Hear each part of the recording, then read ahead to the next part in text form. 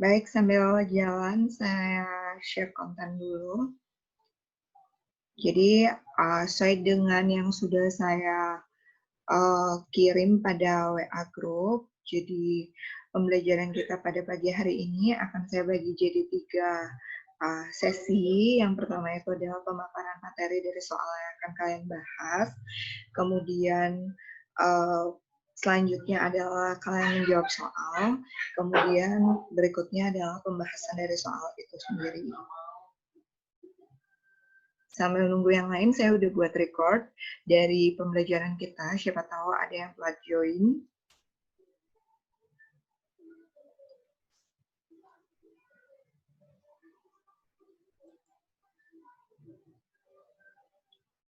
Oke, udah ada yang masuk lagi. Ini kamu.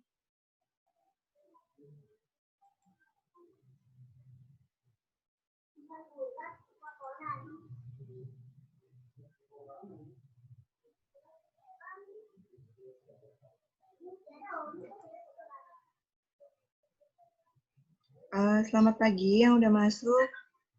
Oke, kita baru akan mulai. Saya baru share screen.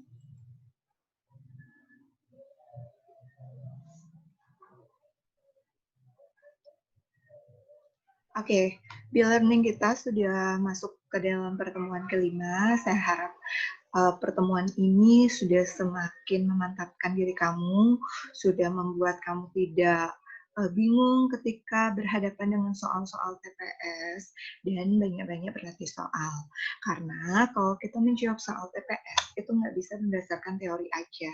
Kita harus banyak-banyak berlatih soal. Oke, yang pertama saya akan mulai dengan pernyataan, karena sering tuh soal pada TPS pertama itu kan penalaran umum. Nah, di penalaran umum itu ada berbagai jenis pernyataan. Nah, seperti apa sih pernyataan itu? Jadi di sini saya mohon maaf banget ada beberapa typo, mungkin saya sendiri ngetiknya salah atau emang contohnya yang dikasih itu salah. Jadi di sini kalau misalnya dia adalah kalimat pernyataan, seharusnya dia itu dilengkapi dengan tanda titik pada masing-masing kalimatnya. Kemudian yang kedua ini typo ya, provinsi harusnya. Oke, seperti apa sih kalimat pernyataan? Istilah lain untuk menyebutkan kalimat pernyataan adalah kalimat deklaratif. Mungkin lagi sebentar akan ada pemaparannya apa itu kalimat deklaratif, karena kita baru akan membicarakan tentang penalaran umum dulu. Kalau pernyataannya 4 kurang dari 5, betul kan? Jadi pernyataan itu sama dengan fakta. Jadi pernyataan yang berdasarkan dengan apa yang kita lihat atau sesuatu yang benar adanya. 4 kurang dari 5, betul. 3 kurang dari 4, 3 kurang dari 5, betul. Indonesia terdiri atas 33 provinsi, pakai V rumput ya, betul. Terus kalimat pernyataan itu di belakangnya harus isi tanda titik. Yang ketiga, 2 adalah bilangan prima yang genap, betul. 3 adalah bilangan, ini salah nih, ini kalimat bukan pernyataan. 3 adalah bilangan genap, salah. 3 adalah bilangan prima, gitu harusnya nih. Ngantuk mungkin yang buat nih. Tidak akan dibicarakan kalimat-kalimat seperti, jadi yang nggak termasuk ke dalam kalimat pernyataan itu kalimat apa aja sih? 1, berapa umurmu? Itu adalah kalimat tanya. 1, di sini ada tanda tanya. Terus di sini ada kalimat pertanyaan, berapa? Bersihkan tempat tidurmu, sama. Di sini ada tanda seru, ini adalah kalimat perintah. Kalimat deklaratif, itu adalah kalimat pernyataan. Kalau kalimat perintah itu adalah istilah untuk menyebutkan kalimat imperatif atau suruhan. Terus di sini juga ada akhiran kan. Jadi fungsi dari akhiran kan atau partikel lah itu adalah sebagai penanda imperatif, suruhan, perintah. Terus yang ketujuh, sejuk benar udara di sini. Itu adalah kalimat ungkapan perasaan. Seperti apa aja sih kalimat ungkapan perasaan itu? Seperti wow, aduh, itu wow misalnya untuk menyatakan kalau kita itu kagum, takjub. Terus aduh kalau menyatakan sakit atau kita itu menggerutu, aduh, kayak gitu. Terus yang kedelapan, mudah-mudahan terkabul cita-citamu. Kalimat pengharapan, karena di sini ada kata mudah-mudahan. Semoga, diharapkan. Oke, itu adalah tidak kalimat pernyataan, karena di belakangnya itu berisi tanda-tanda yang tidak menyatakan ini, kecuali ini. Tapi di sini udah ada penandanya, ini adalah kalimat pengharapan. Di sini saya tulis ada pernyataan dan kalimat terbuka, berarti ada kalimat tertutup dong. Oke, sebelum kita membahas tentang pernyataan dalam sebuah kalimat, saya jelasin dulu. Ada macam-macam kalimat. Jadi ada kalimat berarti dan kalimat tidak berarti. Apa sih beda kalimat berarti sama kalimat tidak berarti? Nah, saya akan kasih ke contohnya. Kalau kalimat berarti itu berarti kalimat itu memiliki arti. Sedangkan kalimat tidak berarti kalimat itu tidak mempunyai arti. Nah, di sini udah dipaparin juga contohnya. Kalau kalimat berarti, Fatimah siswi kelas 10. Ya, betul kan? Kalau yang tidak berarti, Bang mencintai 8. Nggak bisa. Kalau Bang mau nyebutin kata abang, itu harusnya pakai BANG, mencintai istrinya. Ini di belakangnya bilangan, di depannya itu benda, nggak bisa. Gitu. Jadi ini nggak punya makna. Terus ada kalimat deklaratif dan deklaratif faktual. Oke, apa itu kalimat deklaratif? Jadi kalimat deklaratif itu adalah kalimat yang mempunyai nilai benar saja atau salah saja, tetapi tidak kedua-duanya. Kalau misalnya dia ya atau tidak. Contoh, Ki, lagu Indonesia Raya diciptakan oleh Kusdini. Ya, betul kan? Ada lagu Indonesia Raya, benar penciptanya Kusdini. Terus, kalimat deklaratif faktual adalah kalimat yang dinilai kebenarannya harus diselidiki terlebih dahulu. Contohnya, Hanif adalah salah satu siswa SMK Taruna. Belum tahu, karena yang namanya Hanif ini banyak. Hanif siapa? Itu deklaratif faktual, jadi harus diselidiki. Next. Oke, kita balik dulu. Apa itu kalimat? Jadi kalimat itu merupakan kalimat kata-kata yang disusun sedemikian rupa sehingga memiliki arti yang utuh. Jadi kalimat adalah rangkaian kata yang disusun menurut aturan bahasa yang mengandung arti. Jadi ada kata-kata yang kita susun, kemudian kata-kata itu memiliki sebuah makna. Nah, di sini ada pengertian dari pernyataan dan bukan pernyataan. Tadi kita udah bahas kayak apa sih pernyataan, kayak apa sih yang bukan pernyataan berdasarkan dari tanda bacanya. Nah, di sini Oke, ini harusnya pernyataan ya. Jadi pernyataan adalah kalimat yang hanya mempunyai nilai benar dan salah saja, tapi tidak sekaligus kedua-duanya. Udah tadi ya. Kalimat merupakan bukan pernyataan jika kalimat tersebut tidak dapat ditentukan benar atau salah atau mengandung pengertian relatif. Nah, makanya ada yang tidak dapat ditarik kesimpulan. Nah, itu dia. Kalau misalnya dia itu tidak menyatakan benar atau tidak menyatakan salah. Jadi kita bingung nih, nggak bisa. Ya udah, berarti tidak bisa ditarik kesimpulan. Gitu. Biasanya ada di penalaran umum soal model seperti ini. Oke, di penalaran umum juga sering identik sama kesimpulan. Jadi simpulan itu apa? Jadi simpulan itu datangnya dari kalimat. Jadi kalimat itu merupakan rangkaian kata-kata yang disusun udah tadi ya. Terus ada pernyataan. Pernyataan adalah kok pertanyaan sih? Pernyataannya typo ya.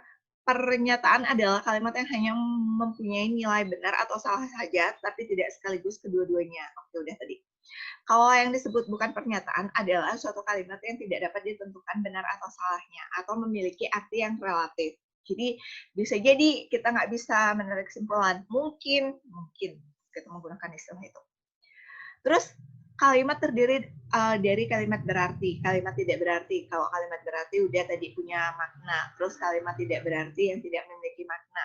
Terus deklaratif tadi penyataan, kemudian deklaratif faktual itu kita selidiki. Jadi pernyataan faktanya itu belum tentu. Terus kalimat non deklaratif jadi kalimat bukan pernyataan kayak tadi ada kalimat tanya, kalimat perintah, terus kalimat terbuka. Kalau kalimat terbuka itu kalimat yang di dalamnya itu mengandung unsur lengkap SPOK. Oke, kita ke kalimat tertutup. Kalimat tertutup bisa juga kita sebut dengan pernyataan, tapi jadi kalimat tertutup itu adalah suatu kalimat yang hanya memiliki nilai benar saja atau nilai salah saja. Kalau kalimat terbuka itu kan dia punya SPOK, berarti dia itu bisa memiliki nilai benar, bisa memiliki nilai salah kan gitu ya. Jadi kalau misalnya dia tidak menggunakan masker, jadi di situ ada kata tidak, berarti dia memiliki nilai salah. Benar atau salah disebut nilai kebenaran. Contohnya, A. Kerbau makan rumput. Pernyataan A bernilai benar, betul. Karena kerbau itu nggak mungkin makan daging. karena dia itu termasuk hewan herbivora. 2. Hukum Pitagoras berlaku untuk semua segitiga. Pernyataan B bernilai salah. Karena hukum Pitagoras cuman berlaku untuk segitiga siku-siku ya, apa sama kaki. Ya itulah, kamu yang lebih tahu. Oke, itu pernyataan B bernilai salah. Karena apa? Tidak mengandung kebenaran secara utuh. Kalau ini kerbau makan rumput, kalau kamu nyari dimanapun, kerbau nggak ada makan ikan, makan daging. Pasti makan rumput. Oke, lanjut. Di dalam sebuah penalaran umum, di situ juga ada kata rujukan. Apa sih itu kata rujukan? Beberapa kali kita udah belajar tentang kata rujukan. Nah, kata rujukan itu adalah kata yang merujuk pada kata, frase, klausa, atau kalimat sebelumnya. Jadi kata rujukan itu biasanya menggunakan kata ganti. Jadi ada ia, mereka, dia, kemudian ada penunjuknya itu kata ini, itu, keterangan di sini, di sana. Udah saya jelasin nih, saya hanya membangkitkan ingatan kamu aja. Nah, ini contohnya dari kata rujukan, jadi ada kata rujukan benda atau hal, jadi ada ini, itu, tersebut. Kemudian ada rujukan tempat, di sini, di situ, di sana. Rujukan personil atau personal ya, personal atau orang, atau yang diperlakukan seperti orang, dia, ia, mereka, beliau, dannya. Lanjut. Kalian waktu kelas 11 itu belajar tentang karya tulis ilmiah atau proposal atau LKTI ya belajar ya. Jadi di situ ketika kalian mengumpulkan data, kalian memerlukan alat pengumpulan data yang disebut dengan kuesioner atau angket. Bukan kuis ya.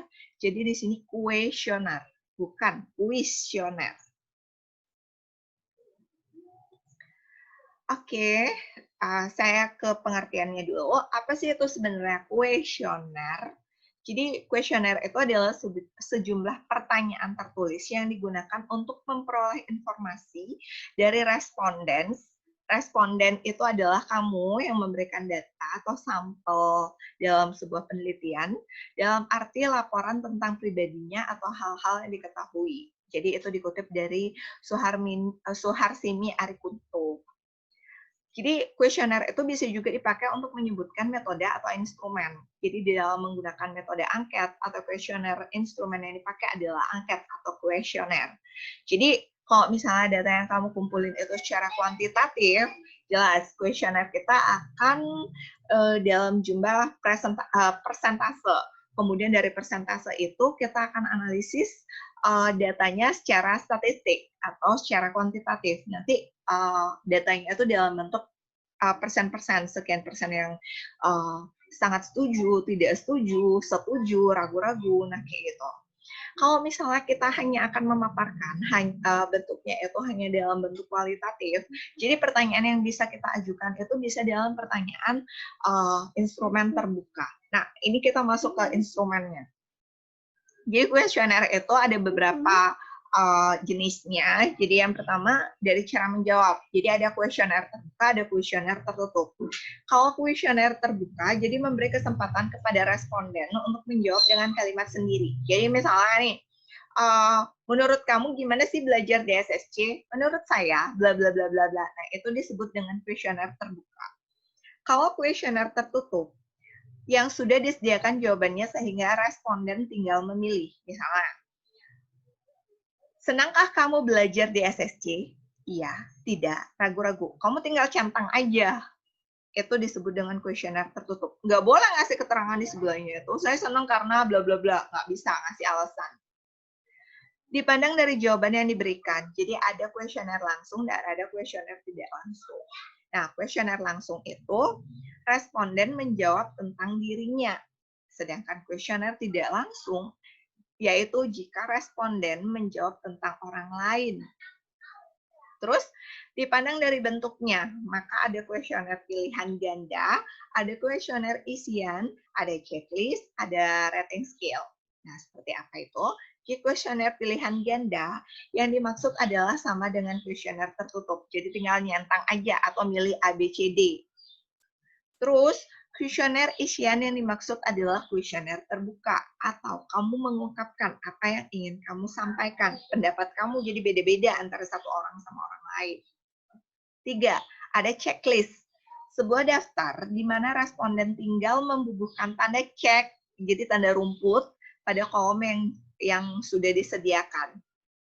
Kemudian yang terakhir adalah rating scale, skala bertingkat, yaitu sebuah pertanyaan diikuti oleh kolom-kolom yang menunjukkan tingkatan-tingkatan. Misalnya, seberapa sering kamu membaca buku? 100%, 90%, 75%, 50%. Biasanya untuk angka, misalnya gaji, pendataan gaji orang tua. Misalnya 1 juta sampai 2 juta, 2 juta sampai 3 juta, di atas 3 juta. Kayak gitu, kamu tinggal checklist aja di situ. Itu namanya rating scale atau skala bertingkat. Karena di dalamnya itu lagi ada tingkatan. Terus kalimat berikutnya juga ada. Di dalamnya itu ada data berupa angka yang emang dia itu ada checklist di dalam kolom lagi. Gitu. Nah, kayak apa sih contoh angket? Jadi misalnya contoh angket dalam bentuk pilihan ganda untuk mengetahui hasil belajar, jadi dalam ranah afektif. Oke, ini contoh nih. Nah, ini yang saya bilang tadi. Kayak apa sih kuesioner tertutup? Ada sangat setuju, setuju, ragu-ragu, tidak setuju, sangat tidak setuju. Jadi tinggal dicentang atau di checklist. Oke, lanjut. Kita masuk ke PBM dulu ya. Jadi di sini adalah bagaimana cara menentukan ide pokok.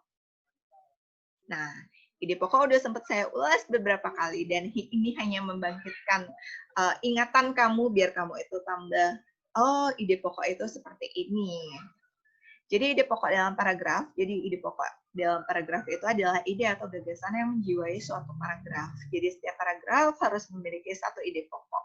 Bisa nggak punya ide pokok lebih dari satu? Bisa aja kalau ide pokoknya itu terletak di awal atau di akhir dan di akhir, atau disebut dengan ide pokok campuran.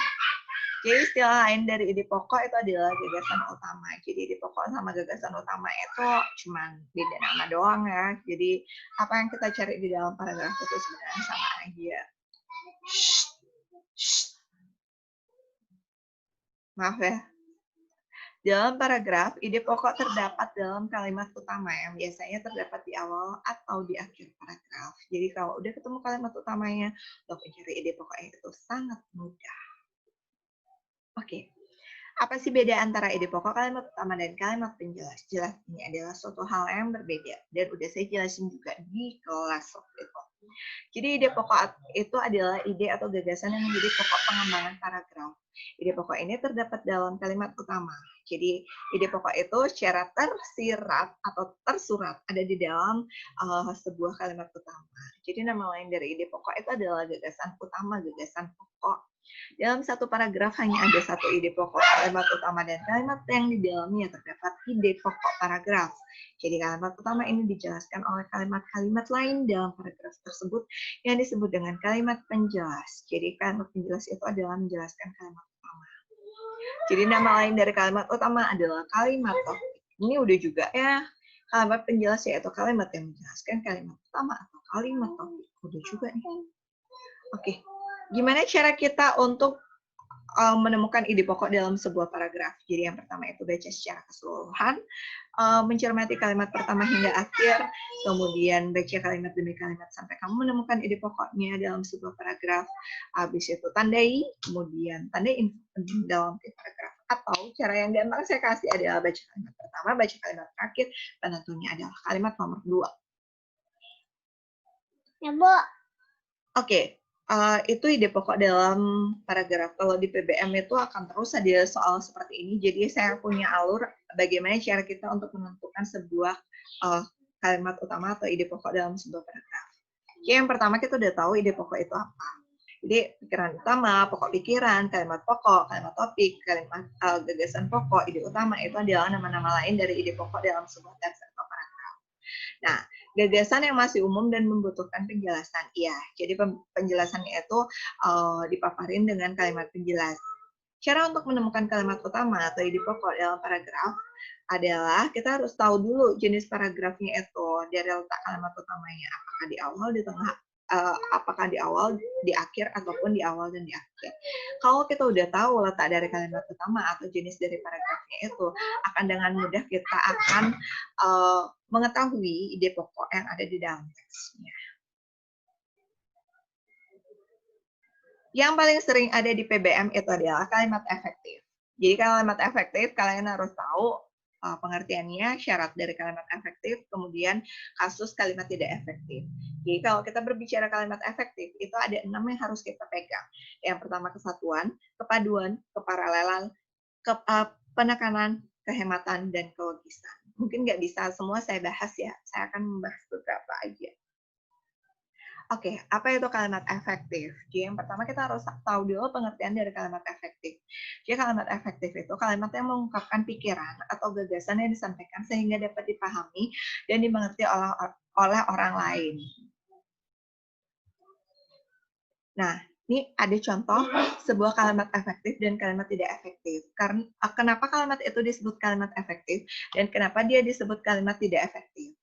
Di sini saya paparin dulu.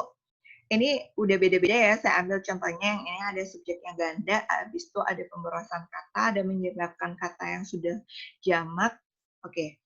Yang pertama, kenapa dia disebut tidak efektif? Mereka tidak bertengkar, tapi mereka berdiskusi. Di sini ada double mereka, padahal ini adalah kalimat majemuk setara. Harusnya mereka ini cuma ditulis sekali. Jadi di sini subjeknya ganda. Perbaikan untuk kalimat efektifnya, mereka tidak bertengkar tetapi berdiskusi. Jadi kita menyederhanakan kata merekanya yang hanya ditulis sekali. Terus ada lagi, di sini menggunakan pemborosan kata. Sangat beruntung sekali nasib orang itu. Kenapa di sini tidak efektif? Karena di sini ada kata sangat dan sekali. Sangat sudah menyatakan beruntung, keberuntungan, udah amat. Di sini tidak perlu lagi kata sekali. Kalau menggunakan kata sekali, sangatnya bisa kita hilangkan. Atau sangat beruntung nasib orang itu, atau beruntung sekali nasib orang itu. Kayak gitu. Jadi itu termasuk ke dalam pemborosan kata.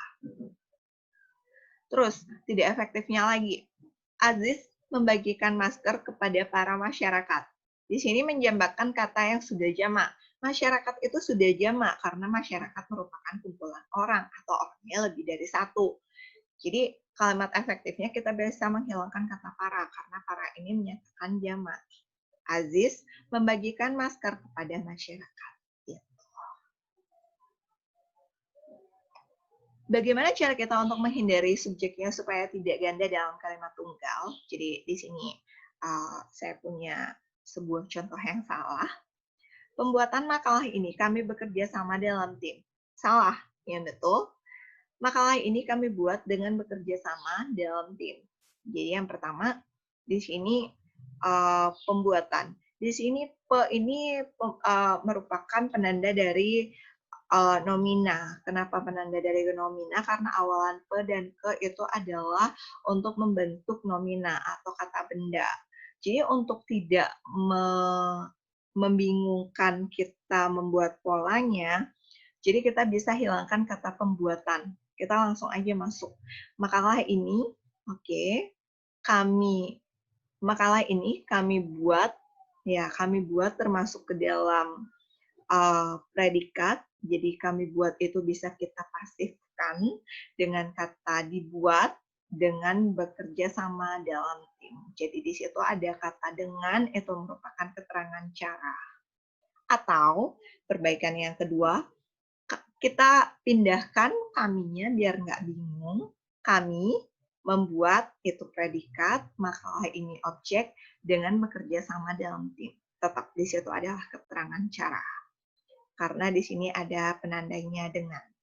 Atau perbaikan yang ketiga, ketika membuat makalah ini, kami bekerja sama dalam tim. Jadi di sini kita ganti ketika karena keterangan waktu, tempatnya bisa di mana aja, kemudian baru kita perbaiki subjek predikatnya. Jadi tetap aja dia akan menjadi sebuah kalimat efektif. Oke, di sini saya punya beberapa yang sering kita gunakan. Sebenarnya itu adalah pemborosan kata. Di hari ini, salah. Nggak ada di, karena di itu menunjukkan tempat, bukan menunjukkan waktu. Harusnya pada hari ini. Hari, bulan, dan tahun dilaksanakan pada hari Minggu. Salah, Karena pada hari Minggu nggak cocok. Harusnya dilaksanakan pada Minggu atau dilaksanakan hari Minggu, bukan pada hari Minggu. Jadi di sini menggunakan pemborosan kata. Pergi sejak bulan April. April ini sudah menunjukkan bulan dalam kalender. Jadi, pergi sejak April. Segitu aja biar nggak boros. Terjadi pada tahun 1928. Bisa terjadi pada 1928 atau terjadi tahun 1928. Jadi, untuk menghindari pemborosan kata. Oke, gimana kesepadanan itu? Jadi kesepadanan tadi penggunaan kata yang sudah jamak ya. Jadi para masyarakat, jadi para udah jamak, kemudian masyarakat sudah merupakan kumpulan orang. Jadi kita akan menganalisis kesepadanan dari sebuah kalimat efektif. Jadi ciri-cirinya kalimat itu mempunyai subjek dan predikat yang jelas. Itu adalah kesepadanan. Contohnya, bagi semua mahasiswa baru harus menyerahkan legalisasi ijazah SLTA. Seharusnya bagi semua.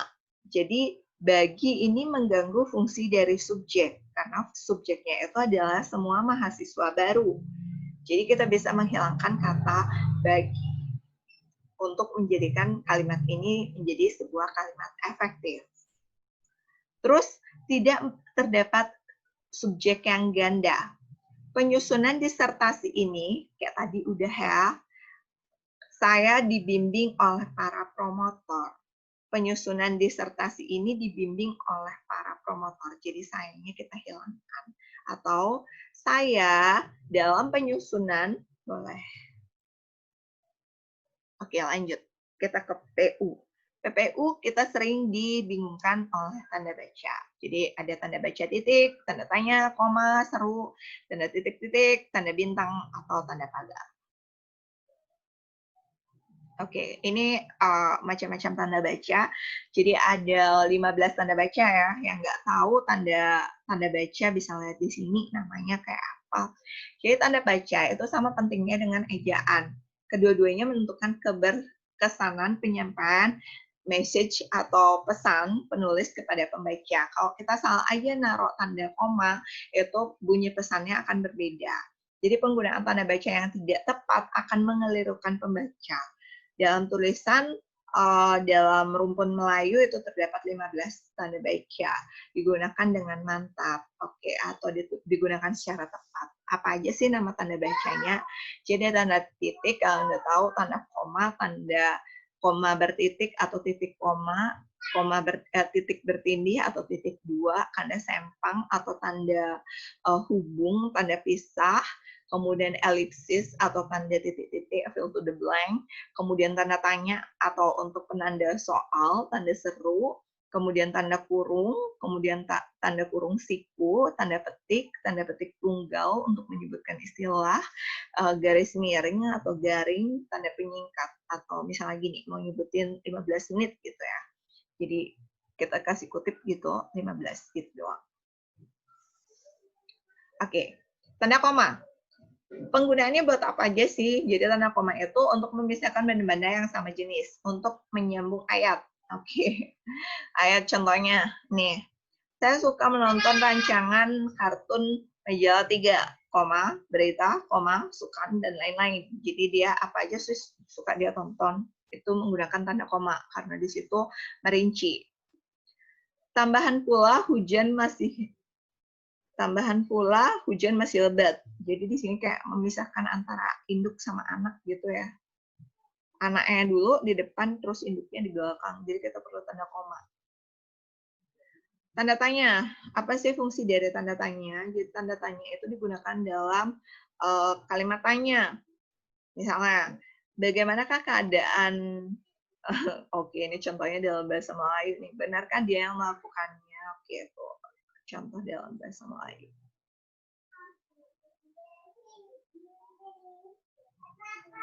Oke, talk about EBI. Apa EBI? Tanda bahasa ejaan bahasa Indonesia. Jadi kita akan ngomongin tentang tanda petik.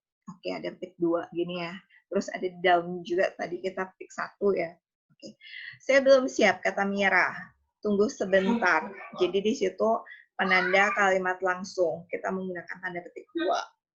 Terus, bacalah bola lampu dalam buku dari suatu masa, dari suatu tempat. Jadi judul itu menggunakan cetak miring. Pekerjaan itu dilaksanakan dengan cara coba dan ralat saja. Karena warna kulitnya Budi mendapat julukan si hitam. Jadi di situ menggunakan tanda petik 2 juga. Pemakaian tanda baca. Jadi tanda titik itu untuk pada akhir kalimat yang bukan pertanyaan atau seruan. Jadi untuk kalimat pernyataan. Aku tinggal di Salatiga. Tanda titik dipakai pada singkatan nama orang. Maman S. Mahayana. Tanda titik dipakai pada akhir singkatan gelar, jabatan, pangkat, dan sapaan. Misalnya MBA, Master of Business Administration, SDR atau saudara. Oke. Lanjut kalimat majemuk. Jadi kalimat majemuk itu kita berbicara tentang kalimat. Jadi kalimat di sini sekurang-kurangnya kalimat dalam ragam resmi, jadi ada lisan sama tertulis. Dia harus memiliki sebuah subjek dan sebuah predikat. Jadi kalau tidak memiliki kedua unsur tersebut, pernyataan itu bukanlah kalimat, melainkan hanya sebuah frase, karena dia nggak punya subjek atau predikat, karena itu adalah syarat dari sebuah kalimat. Itulah yang membedakan antara frase dengan kalimat. Oke, saya akan ngasih contoh dulu, seperti apa sih contoh kalimat majemuk. Jadi contoh kalimat majemuk, adikku bekerja di Semarang. Jadi kalau kita pecah poin, lihat di Semarang keterangan. Sedangkan kakakku bekerja di Bandung keterangan. Ya ada klausa dan klausa kedua. Karena kalimat majemuk subjek dan lengkap. Contoh yang kedua, jadi ketika hujan itu kan klausa pertama atau anak kalimatnya. Aku masih berada di atas bus, jadi itu merupakan klausa kedua atau ini merupakan induk kalimatnya. Kenapa kita bisa tahu ini adalah anaknya? Ketika ada koma sebagai pernyataan. Kalau anak yang mendahului induk, jadi di sini harus dipisahkan dengan tanda koma. Oke, kalimat majemuk itu ada 3. Jadi ada kalimat majemuk setara, kalimat majemuk bertingkat, dan kalimat majemuk campuran. Kalimat majemuk setara. Toko itu terbakar dan hanya sebagian kecil isinya dapat diselamatkan. Jadi kalau kita lihat polanya, toko itu terbakar, SP, kemudian di sini juga SP. Dan di sini majemuk setaranya dirangkaikan dengan konjungsi dan. Aku duduk kembali dan pikiranku melayang sama. Di sini juga kita pikiranku melayang ke kampung halamanku. Di sini juga kita menggunakan setara penambahan yaitu kata konjungsi dan.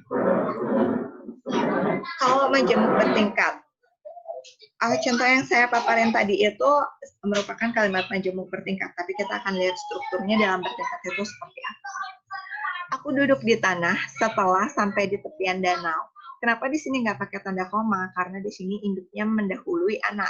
Jadi di sini kita tidak memerlukan tanda koma.